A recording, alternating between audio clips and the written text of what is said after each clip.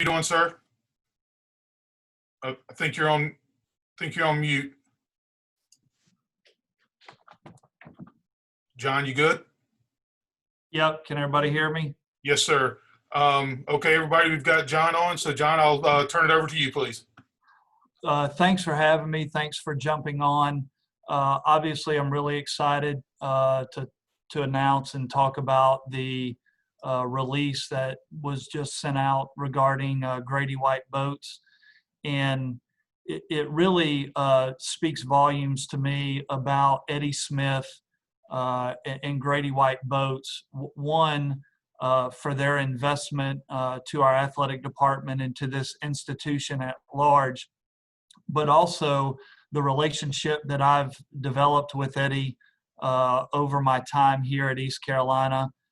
He's become a friend and a mentor, and for them to invest in us at this time speaks volumes. I know that Greenville and Eastern North Carolina is very near and dear to Eddie and GRADY-WHITE boats. They've invested in this community in a variety of ways, and just excited about it. I know that, you know, the first question everybody wants to know what the amount is. And when we were going through this process, you know, a couple things really were important. Number one, that the gift was used for some type of project or initiative that we had at East Carolina Athletics. They did not want the gift to go to fund some sort of debt. And so as we talked about, you know, multiple projects, we talked about a weight room project because of the number of student athletes that we service, plus our dance and cheer team in one weight room. We felt like a weight room was a really good investment that would impact all of our student athletes. And so that was really important. And then the gift amount was really important. They wanted to make a very generous donation, but they always also wanted to keep that gift, you know, confidential and anonymous. So we're going to leave it at that. I can't thank them enough. I'm just really excited about the partnership. GRADY-WHITE boats is world renowned. They're right here in our backyard. I think it's, you know, for being pirates, we need a boat. We got a boat now, and really excited about the partnership. I'll be happy to answer questions about GRADY-WHITE or any other topic that you all would like to discuss. John, you talk about a new weight facility. Where are you planning on placing the new facility?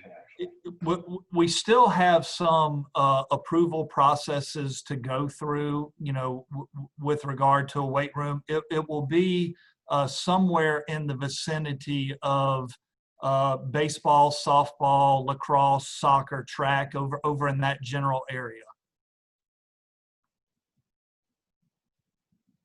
John, would it replace the existing Murphy Center facility? No, that weight room will still be operational and functional. We just renovated it. And so most FBS schools have more than one weight room. With the number of student athletes that we have, again, plus traditionally cheer and dance has been in there as well. The number of people going through there, this weight room will be a supplement to the first weight room.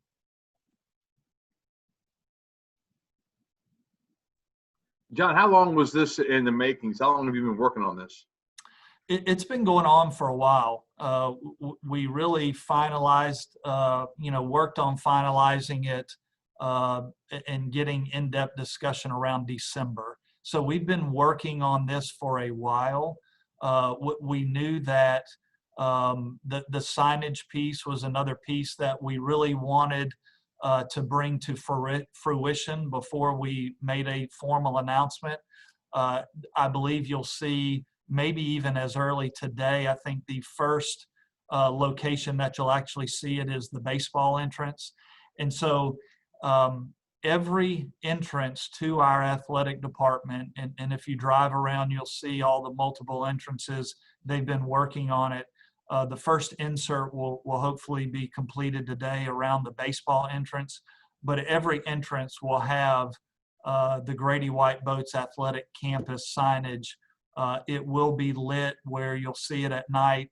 It's very prominent, and I do think from a aesthetic standpoint, it is a really nice addition and a front door entering our athletic complex.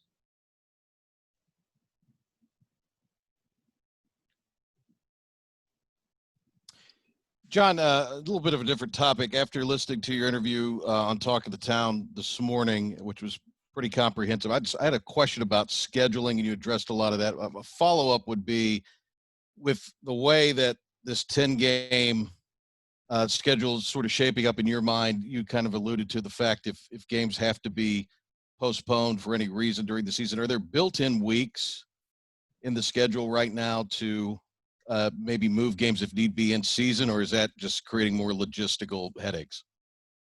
Well, just to give an overall update on scheduling, and I know some of you probably heard the interview this morning, I've been in discussion with Marshall University regarding our football game on August 29th. I've been dealing with Mike Hamrick, who's been really good to work with through this process. And I've requested through Marshall to slide our football game on August 29th to a later date due to we're still in phase 2, and we feel like it is the best option for us to play that game at a later date. And so I've requested that. Marshall and Mike Hamrick have been accommodating on that. We hope to have that finalized, the date finalized sometime around the first to middle of next week. And so we continue to work on that. My preference is to hold tight on 10 games for right now. I want to pause and make sure we have a good plan in place for those 10 games. I do think certainly we can evaluate and add if necessary, but at this time, my priority is not adding games. I want to stay right where we are at 10. I want to finalize the slide of this Marshall game and then evaluate where we are before we proceed. I would also like to talk a little bit about stadium capacity. We really don't know what the number is. And so any number that's thrown out, much like the number I threw out this morning, it is all speculative. And our plan is we want to meet with, obviously working through our institution with the chancellor. I want to work through our chancellor, through the local state health officials to put forth our plan and recommendations and get feedback on what is necessary in order to have fans in the stands. And just as important, I want to make sure they understand our plan for our student athletes, coaches, and staff on game day. Then we will get a determination of what a percentage in the stadium will be. If for some reason we have to decrease our capacity, which I anticipate, and or we have to move or not play a game due to COVID, we will refund our fans and make sure that we are doing right by them, and we'll communicate it at the appropriate time. John, that September 12th date, I know UNC has a game scheduled. ACC kind of starts up. The Carolina Panthers are September 13th. Is that a weekend where you would like to join in that mix, or do you want to stay away from that attention-wise? Well, we're really looking at all our open dates and what Marshall has to work with. Obviously, I'm not as familiar with their schedule. I know they've had a few teams that have dropped. So whatever they decide from adding or not adding games, we're working in concert with one another. Once they finalize their schedule or what their needs are, then we're going to come back to the table and make it work for the two of us. John, going back to the GRADY-WHITE deal, will all that money, just to clarify, will all the money go towards the new weight facility, or will some of it go there and then be spread out to other areas? Can you clarify that? Well, it will largely go to the weight room. Also, the funding of the signs, part of the gift that they've made, will help fund that as well.